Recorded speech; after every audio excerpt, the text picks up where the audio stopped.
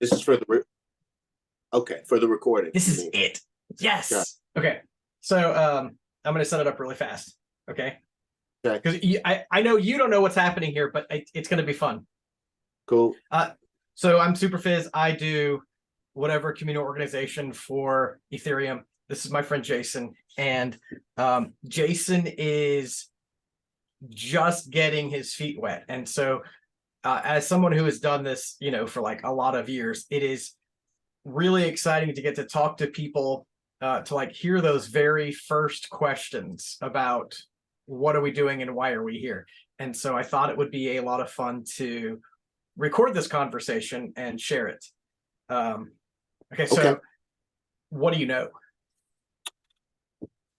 Well, there's a software update that is supposed to come out in March called Shanghai for Ethereum. There's going to be some developments. Let's see. There's a bunch of assets that have been frozen that are going to be unfrozen. It's going to introduce a lot of those frozen assets into the market. There's going to be a lot more coinage that's going to be able to be withdrawn. People don't know how much withdrawals are going to happen. I think there's a little bit of anxiety that there's going to be a mass withdrawal, and there's some safeguards put into place to prevent that, I think. There are some characteristics going on. So I don't know exactly what an EIP is or what it stands for, but there are some significant EIPs that are on the docket. Some will come out in this particular update, and some have been tabled for later. One that is on this particular update is going to lower staking costs. I don't know if it's gas fees. I'm not exactly sure if that's gas or not. I'm still figuring that out. But let's see. 3651 cheaper to build blocks is the note I have. So 3651 is significant. There's another one called Push Zero, but I don't know the details of what features it has. There's an EIP 4844 that's been tabled to a later date, but I think there's a lot of anticipation. Oh no, I think it's EIP 1153. There's a lot of anticipation because of how it's going to lower transaction fees. And I think there's some hopes that with that feature added, that it's going to boost the market value of Ethereum. To what degree? Unsure. Okay. I feel like I'm getting colder and colder. I don't know. No, this is great. No, okay, so this is for me, this is like the most exciting golden opportunity that I can get. So we should back up like maybe 12 or 15 hours, right? So you messaged me. And let's give some context to how we're in this conversation now today. And you don't have to reveal anything personal, but just help like set us up for how we're having this chat now. Well, you gave me a guiding question with it framed as, how best can you communicate current events, current developments to someone who is not particularly familiar or schooled, maybe somebody that's not embedded in the jargon. How could you talk to someone about it? And you gave me the guiding question of what is, let's see, I wrote it down. What is the Shanghai hard fork? And so, okay. And before that, you were like, "Hey, I'm curious about like getting involved with Ethereum. Like, can I make money? Can I find a job in it? Is there some way that like you were interested in getting in and even like finding a way to make a living? Is that a fair assessment?" Yeah, absolutely. Okay, and my response is like, creating content is a great way to make a living, to get known. Like I shared that like I felt like if you created great content, then money and opportunities would come to you. Maybe not quickly, maybe not instantly, maybe not in a few months, but those opportunities tend to go toward people who are educating and sharing and like creating content. Is that where we're at? That sounds like an accurate summary.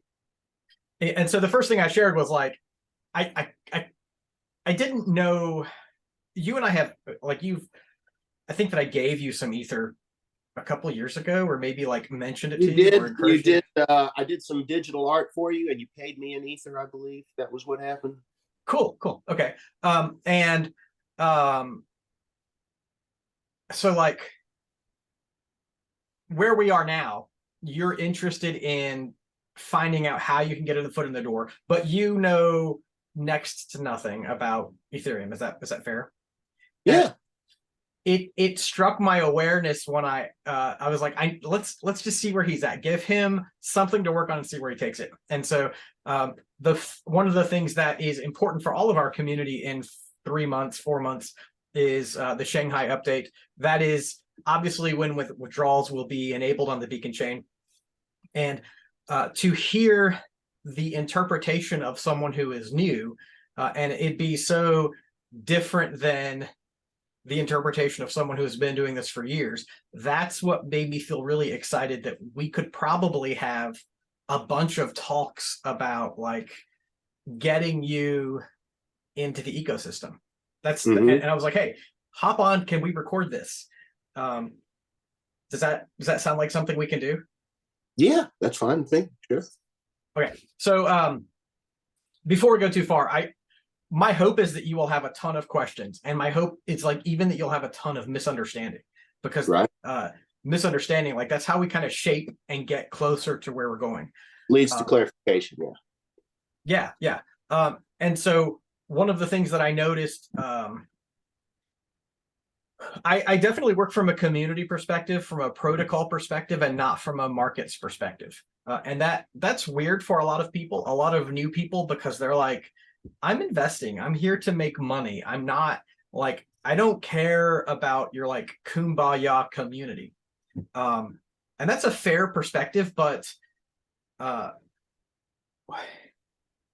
Ethereum at its core is a smart contract platform that is only successful because thousands of people around the world run software that make this smart contract platform work. If the only people who were interested in Ethereum were investors, then we wouldn't have anything. There wouldn't be anything to invest in. For example, like if Amazon were an investor and they wanted to create a smart contracts platform, they could create that on AWS and it would have none of the features of Ethereum. It would be like this centralized, monolithic smart contract platform that we would find worthless. And the only reason like I push that is I heard you like being interested in and predicting what the market is going to do. And my real only market prediction is like in 50 years, I think ETH is going to go up. Like that's it. You did learn a little bit about Shanghai. That is the hard fork we're doing in, I guess, March. That's when it happened because in 2020, people deposited 32 Ether deposits in order to be validators on the Beacon chain. And so as someone who deposited 32 Ether, every 6 minutes, I get a tiny, tiny payout. It's like a fifth of a cent. And those actually stack up. And they have stacked up now for over 2 years. And so people who deposited 32 Ether now have like 36 Ether. They have earned 4 Ether on that. And your suspicion is when withdrawals are enabled, those people are going to claw all that back and spend it. But what seems more likely is that those people have made a really deep contribution, a deep deposit, a deep interest involvement in Ethereum. And while they may take that 4 Ether back, we don't have any suspicion that like everyone's going to take all their money. That just doesn't seem like a thing that's likely. I ranted. What did you get from that? I don't know, man. That was too much shit. That market predictions are not a priority. And if it is, it should be in a long-term sense. that there is not a lot of anxiety about a mass withdrawal of that accrued interest, I suppose. And that the freeze has been going on for about 2 years. Yeah, yeah. So that's an absolutely perfect summary. What caused you to steer in the direction of like, hey, maybe I could get involved with the thing that Fizz is doing? How did you get there? Well, like, you want my personal narrative? I've been involved in public education for 16 years, and I sort of felt like I was at an impasse, and was at a point in my life. I'm in my early 40s, and I felt like if I stuck around, I was going to be yoked to that profession, and that this was sort of a. I feel like I've reached this point of maturity, but not decay, where if I want to venture out and maybe take a risk and see what other options are out there, and try to think outside the box and work independently, and maybe utilize my creative skills, and to try something unconventional, this would be maybe a good time for it. And I knew a little bit about your professional background, and because of some shared history, wanted to reach out to you and get some advice, and just see, maybe, like what we're doing now, clarifying some questions and some curiosities I had about about the opportunity to learn more about the cryptocurrency market, and just where it's at right now. Cool. Yeah. So I know you know this, but I'm going to say it anyway for everyone else's benefit. I was a school counselor for 15, 16 years. At some point in that, I discovered Bitcoin in like 2011, and I became really obsessed with it. I spent a lot of time with it, but I continued. I didn't, at that time, you don't like quit your job and do Bitcoin. But from 2011 to 2018, I spent my days at work and I spent my evenings obsessing over cryptocurrency. And of course, now that's Ethereum, but for a while it was like Bitcoin, and then like any of the other thousands of altcoins or clone coins that kind of came up. It was Litecoin in 2012, and then Litecoin branched into 1,000 different things. In 2015, I like got really interested in Ethereum, and I started, instead of just like accumulating, I started educating. Like I found opportunities to talk to other people about like, hey, this is what's happening with the network. Maybe like creating videos.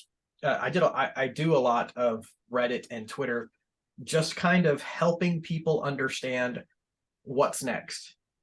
And I'm never really talking. In fact, I never talk about the markets. That's something that doesn't excite me. But I'm talking about like why we're doing this, the philosophy and the ethos behind it. Okay. That's a thing that really resonates with knowledgeable people, and with people who are not yet knowledgeable. They recognize actual value there. Like,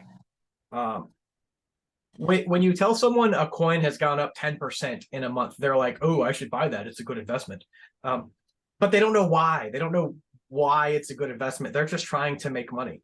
But when you tell someone, Ethereum has over 10,000 nodes spread around the world. We have a proof of stake consensus mechanism that is more secure and versatile than any other consensus mechanism. Okay, they don't understand that either. But when you tell them we're building like this really... Go ahead. I did catch yesterday that, when you prompted me with this, I spent a lot of hours listening to talking heads. And a lot of those talking heads, as I regurgitated to you, had concerns about market behavior. So I think my putting that at the forefront of a talking point is regurgitating that being a talking point for them. But all that to say that the security and care that was taken into this update, and also in, I think, just the reputation of Ethereum as a secure currency, that was also mentioned as well, although more as a side point and not necessarily as the main talking point. Yeah, so those talking heads, I'm thinking of, like, I want to say an offensive thing about them, but I don't really attack anyone.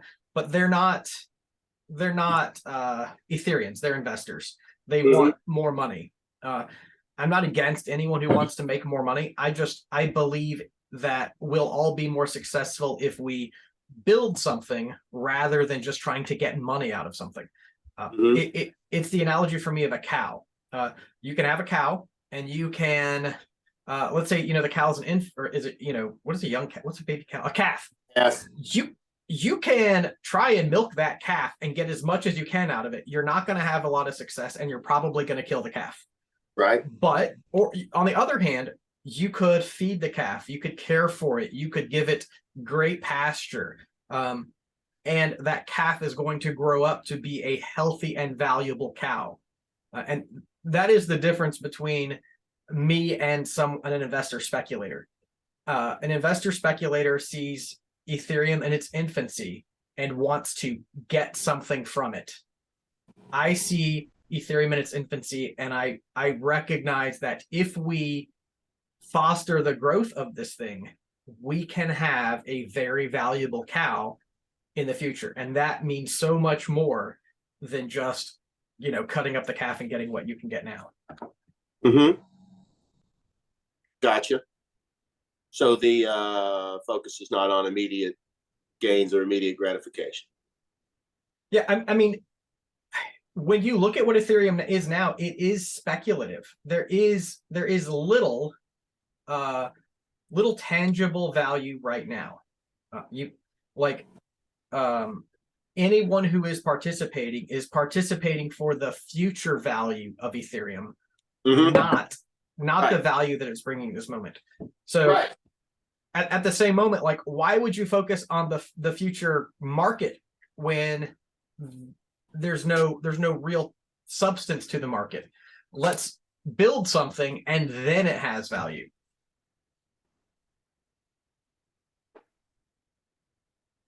Sure. Yeah, so that for me, like, that's the whole difference between the talking heads who were like, hey, ETH went up $5 today, or it went down. I don't care about any of that. It doesn't matter. It'll matter when we have substantial value, like, not just implied value. Like, I think Ethereum can do neat things, but there's no real, at this moment, there's no real, like, financial use case. Well, it's complicated. People will say, well, there are NFTs, and there's, we have all of these pumps and markets. All of that is speculative. When industry and commerce and traditional markets began building on Ethereum, that's when it will have an actual market value.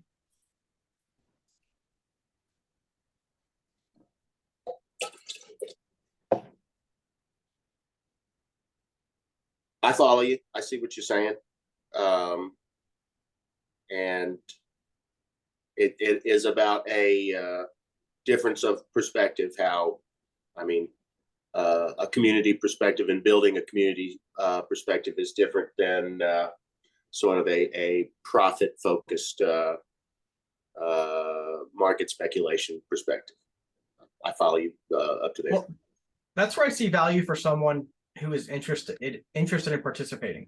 Instead of being a talking head about markets, there is plenty of room for talking heads about why we're here. Right. And so when I'm like, hey, Jason, create content, the real value of that content is about why we are bothering to build this thing, because it's not about a get rich quick scheme. It is about what is Ethereum going to do? What is it doing? What is it actually? Not what is it worth, but what is it? I'm writing down. I think if you could bring that to people, if you can really teach people what we're doing and they can be a part of doing that, then in the long run, everyone is enriched. Because we get away from this focus of trading in markets and we get into the focus of building this really cool thing. And that's largely when my investments have occurred in the past, when I've when you've posted content that essentially gave that same message. It wasn't necessarily speculative about market behavior, but it was an open invitation for people to be part of that community. And that, I didn't have a lot of expendable income, but I was able to invest a little bit of that around 2016, and was able to catch a little bit of that bump that occurred around that time. Not a tremendous amount, but that was due largely to you and those open invitations that you sent out. Yeah, I put this for people who don't know. Jason and I are Facebook friends. I like once a year, I'm like, hey everyone, I can't shut up anymore. I need to tell you about this really exciting thing. And to be honest, like I delete them half the time because I do embarrass myself because people, it's hard for people to get it.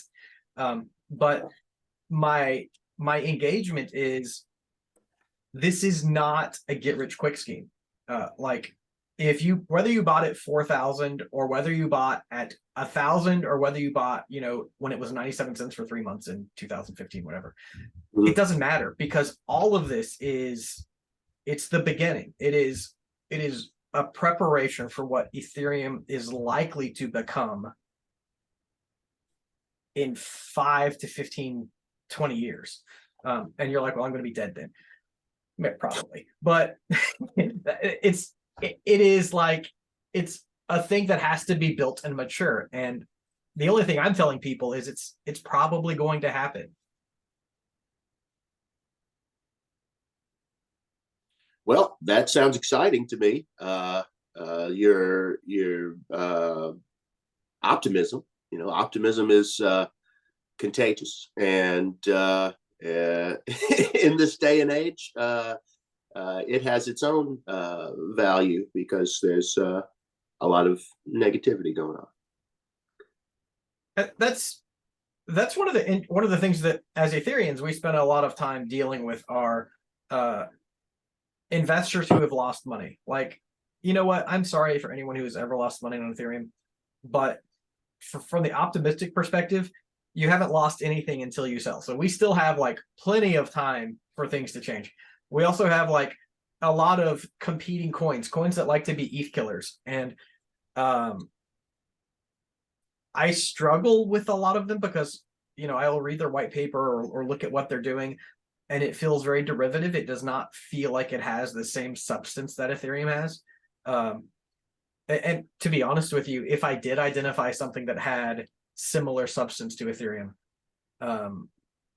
I'd look at it. I'd look at it carefully. But I don't think that with the number of, or the quality and quantity of people working on Ethereum, that it would ever be easy for someone to just like one day do something better.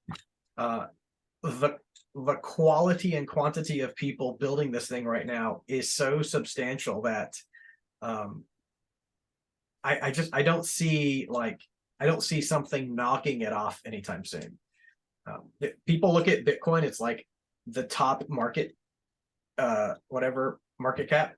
Do you know much about Bitcoin, like where it is now, what it is? Well, I mean, I looked at it the other day on Coinbase. Looks like it's down to about 17 grand a coin. Forget the price. Okay. What it is.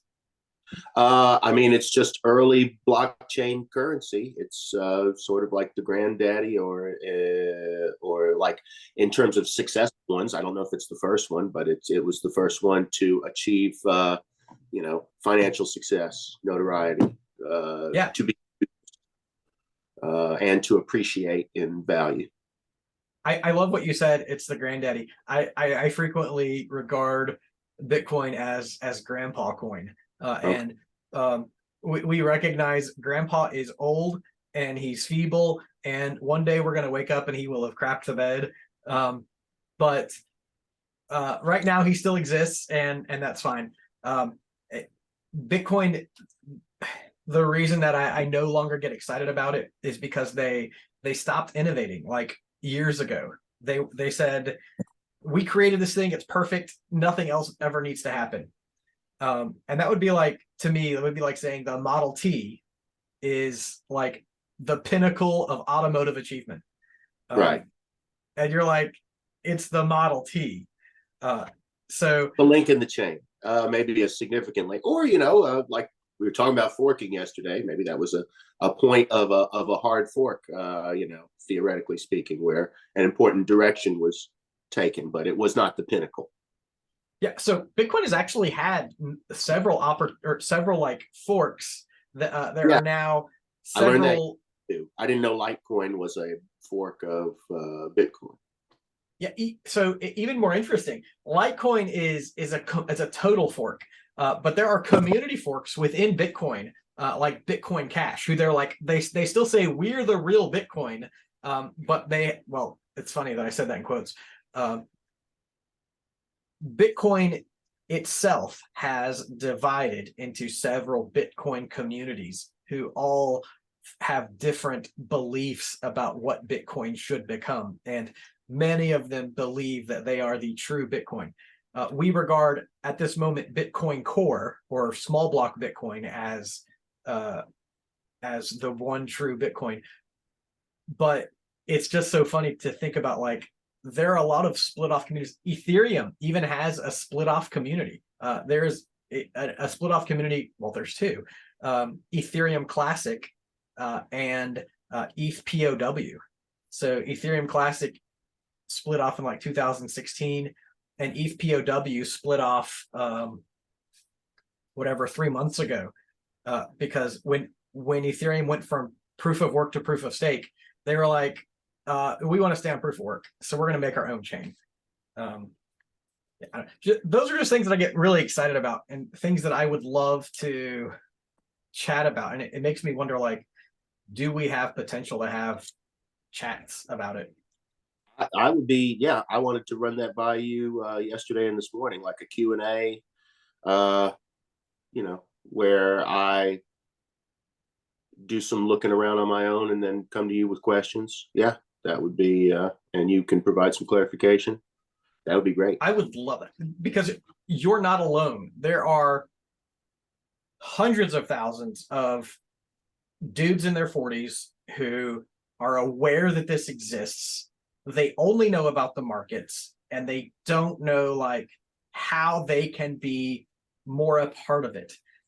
They think that they're a part of it because they bought some on Coinbase, but they don't really know what it is or what they're doing. And I see a tremendous opportunity to onboard those people onto the smart contract platform, to have them use the smart contract platform, to really be a part of Ethereum. That excites me. Have you ever used MetaMask? Do you know what that is? I believe I have in the past, I think with some NFTs, maybe I may have used it when I uploaded some of my digital art to try to sell it as NFTs. That's great. I don't remember if it's a wallet or if it's a currency exchange. I'm not exactly sure. I don't recall.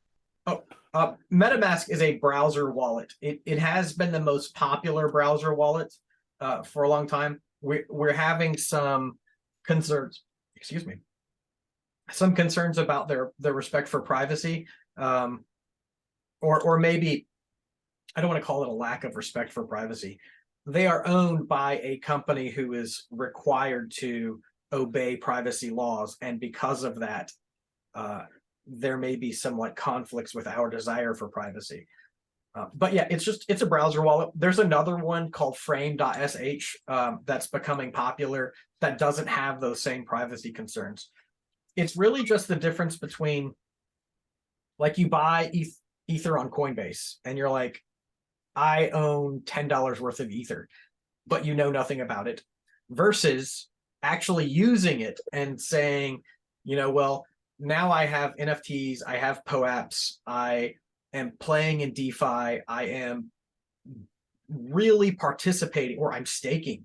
That's mostly what I talk about.